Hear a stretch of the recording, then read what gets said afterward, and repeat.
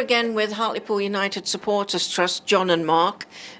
Before we start, I know you've signed a non-disclosure agreement.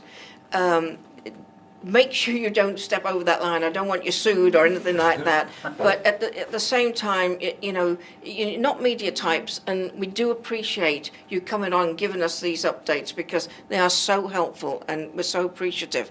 So where are we now at this really exciting time, I think it's fair to say? Well, we hope it's going to be exciting.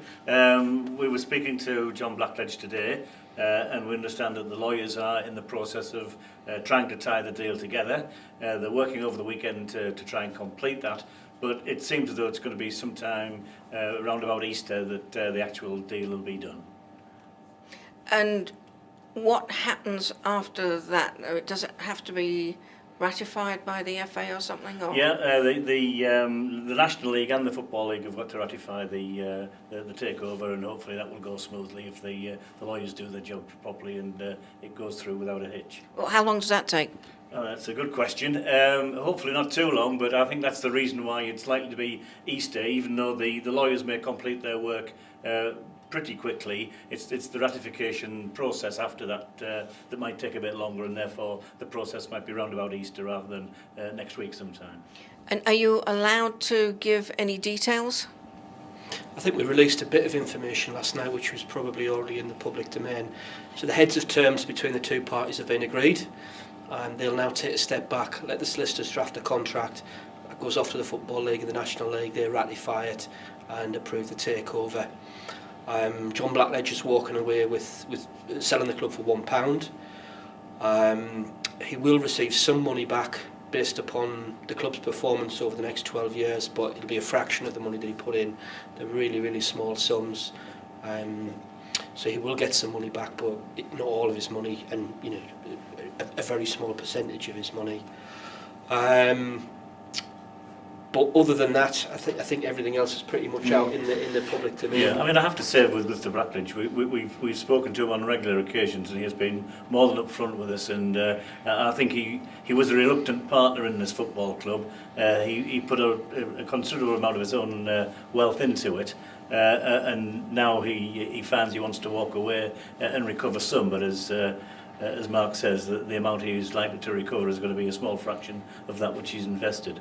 And I know I think people have been frustrated by the length of time that this has taken, but we first spoke to John and Raj and Jeff Stellan and Craig Higgins. We had a meeting back in January, and John Blackledge was absolutely adamant that he would only sell the club to somebody who had at least £3 million in assets, and who he genuinely thought could afford to take the club on. Because what none of us want is to be in this situation again this time next year. Oh, certainly not. And going forward, what is the position of the Hartlepool United Supporters Trust in this deal, if any? Well, we're not included in the heads of terms, and I think we've made that clear already. At the same time, I think Jeff Stellan and Raj Singh have both said that they are ideally looking for £1.8 million worth of investment, and that ties in with the projections that we've had from Supporters Direct. So at the moment they've got around 1.2 million, and they're still looking for investment, but they had to step in at this stage because the club was losing money, hemorrhaging money hand over fist. The council have lent some money, but if they didn't step in now, then there was a chance the club was going to go into administration, then probably liquidation. So they've stepped in with their 1.2 million, but they're still looking for further investment. We have to remember that this is a club that's, for me, got a broken business model. It's been operating for the same way for the last 10 years with the same results. We lose more football matches than we win, and we lose a lot of money every season. We've seen the books. We've got a club which is, to a large extent, got a National League income, so it's got non-league income, but its outgoings are still the same as if it was in League One. So there's going to have to be some fundamental changes, and we've seen fans already getting excited, as they do whenever you get a new owner, and saying, absolutely, are we going to bring in this player, are we going to bring in that player? Fans need to be realistic here. They have to keep their feet on the ground. Money's very, very tight. Raj is going to have to pay off a lot of bills. We've got players that are under contract, not just this season, but till the end of July next season. And you're still fundraising, aren't you? We're We are still indeed, fundraising, yes. yes. When's the next event? Next one's in May. We have a golf day organised, or rather Andy Wilson's organised that golf day. And then we've got our own lottery that we hope to launch in the very near future. So we've got the licence for the lottery. Yep. We're hoping to have our first draw at the end of April, and we're looking for people to buy lottery tickets from us in April. And we're hoping that that's going to be a regular source of income for the Supporters Trust. And as we've said, we're still very keen to have fan involvement at the football club. We want to be on the board. We've never made any secret of that. We want to play an active part. We think we've got a lot to offer. We've got 1,100 members. We've got quite a lot of money in the bank.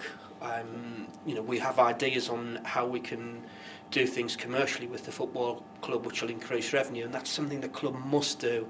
As I said, the income is really low, and there are great commercial opportunities, and I know Jeff Stelling is already speaking to potential sponsors for next season, and Jeff has the potential to pull some big names and some big money into the football club. But it's not just the big things, it's the little everyday things that go towards making the football club successful. And if you look at some of the smaller clubs, the Exeters, the Wimbledons, the Newports that are fans run, and the likes of Rochdale and Accrington that aren't fans run, these clubs are self-sustaining and they're a big part of the community, and people really buy into what's happening at those clubs. And unfortunately at Hartlepool, because we've had this sort of 10-year period decline, you've got cliques within the fan base that are arguing and fighting amongst each other. And we need to get rid of all that. Everybody needs to be pulling in the right direction. Together, yeah. Because this isn't the club saved and everything's fine. There's still an awful lot of work to do. And the win during the week, that just buoys everybody up, doesn't it? And raises expectations too. And it was a great win because the goals came so late in the game. It shows that they never gave up fighting, and I guess that's what the fans need to do as well. Yeah, I mean the performances have been improving. I was at Aldershot a few weeks ago, and although we got beat, I thought we played really well. And yeah, I mean the win during the week, our chairman is in his 90s and he was jumping around like an idiot behind the goal, on live television, made a bit of a fool of himself. For a good cause. For a good cause. But yeah, I mean it has the potential to be a self-sustaining, successful League 2, possibly League 1 football club, Yes. but it's only going to happen if everybody pulls in the same direction. So next update, we think just after Easter. We would think so, yeah. I mean, Okay. yeah. Yeah. Thank you so much, and thanks for giving your time again. Pleasure. Cheers.